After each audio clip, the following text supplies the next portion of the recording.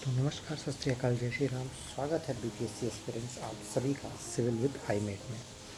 तो जैसा कि आपको पता है बीपीएससी की डेट पास आती ही जा रही है और हमने कई सारे इंपॉर्टेंट रिपोर्ट्स आपके लिए कंप्लीट करा दिए हैं, जैसे कि एनएचएफएस, आईएसएफआर और करंट अफेयर्स की एक पूरी प्लेलिस्ट आपके लिए बनी हुई है। और आज हम लेके आए हैं पीएलएफएस रिपोर्ट, जो कि एनएसओ इशू करता है।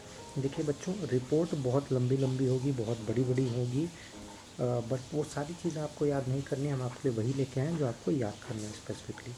तो आइए स्टार्ट करते हैं।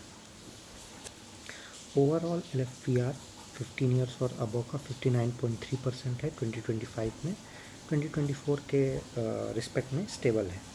जेंडर स्प्लिट की बात करेंगे एलएफपीआर की, तो मेल का 79.1% है और फीमेल का 40% है। ओवरऑल वर्क की बात करेंगे पॉपुलेशन रेशियो की, तो 57.4% है +15 ईयर्स के लिए।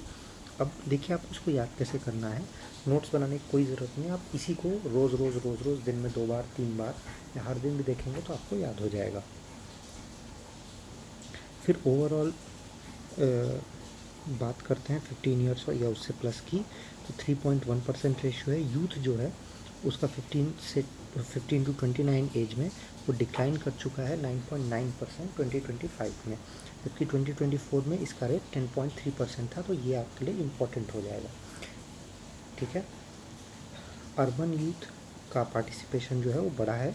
टोटल वर्कफोर्स साइज जो है वो 61.6 करोड़ पर्सन है, जिसमें 41.6 मेल्स हैं और 20 फीमेल्स हैं। ये हम करोड़ की ही बात कर रहे हैं बच्चों। स्ट्रक्चरल शिफ्ट की बात करेंगे तो सेल्फ एम्प्लॉयमेंट में डिक्लाइन हुआ है, रेगुलर वेजेस में राइज हुआ है। रेगुलर वेजेस मतलब जो सैलरीड पर्सन है वो काफ़ी बढ़ गए हैं कोविड के बाद से। 2024 के बाद से भी आप देखेंगे तो सैलरीड पर्सन बढ़ गए हैं और उस सेल्फ एम्प्लॉयड लोग थे वो कम हो गए हैं। शेयर ऑफ कैजुअल लेबर जो थे वो स्टैगनेंट है। जो कैजुअल लेबर थे, जो कुछ नहीं काम करते थे, वो भी उतने ही हैं। सेक्टोरल रिडिस्ट्रीब्यूशन की बात अगर हम करते हैं तो एग्रीकल्चर डिपेंडेंस कम हो गया है, 44.8 से 43% है।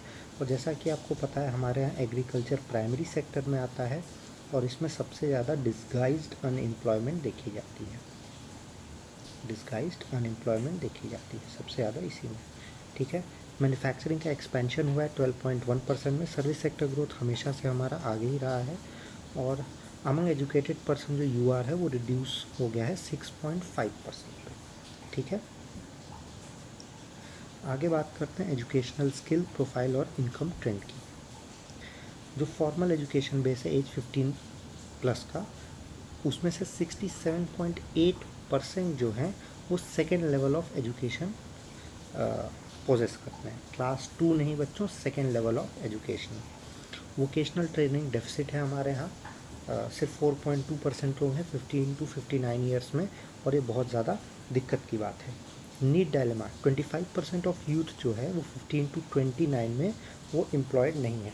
अब ये नीट आपका एग्ज़ाम नहीं है। नीट का मतलब नॉट इन एम्प्लॉयमेंट, एजुकेशन और ट्रेनिंग। ना ही वो एम्प्लॉयमेंट कर रहे हैं, ना ही एजुकेशन किसी तरीके की है उनके पास, ना ही ट्रेनिंग है, ठीक है। तो 25% ऑफ यूथ हमारे ऐसे ही हैं।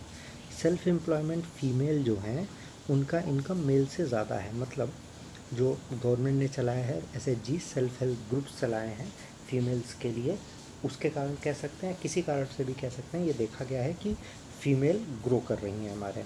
तो जब आप ये मेंस का एग्ज़ाम लिखेंगे ना तो ये सब डेटा आप कोट करेंगे। इनएक्टिविटी की बात करते हैं तो 69.8% मेल जो हैं वो अभी भी पढ़ रहे हैं, इसलिए काम नहीं कर रहे हैं।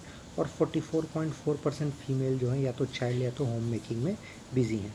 वर्किंग आवर डिस्पैरिटी अभी भी देखी जा रही है। जो मेल्स हैं वो फीमेल से 17.5 घंटे ज़्यादा काम कर रहे हैं पर वीक बेसिस पे, ठीक है। तो यहाँ ख़त्म होता है बच्चों आपका पीएलएफएस रिपोर्ट। तो हमने एनएचएफएस रिपोर्ट, आईएसएफआर रिपोर्ट और पीएलएफएस रिपोर्ट सारी कर दी है। अब करंट अफेयर्स में हम स्पोर्ट्स आपके लिए लाने वाले हैं और बाकी रिवीजन। 50 सब्सक्राइबर होते ही हम आपके लिए इंपॉर्टेंट पीवाईक्यूज़ लेके आएंगे जो मोस्ट रिपीटेड हैं चैप्टर वाइज। तो जल्दी जल्दी 50 सब्सक्राइबर कराइए। वी हैव ऑलरेडी रीच्ड 44, ताकि हम आपकी लाइव ले सकें। मिलते हैं आपसे अगले वीडियो में, तब तक के जय श्री राम, बाय बाय।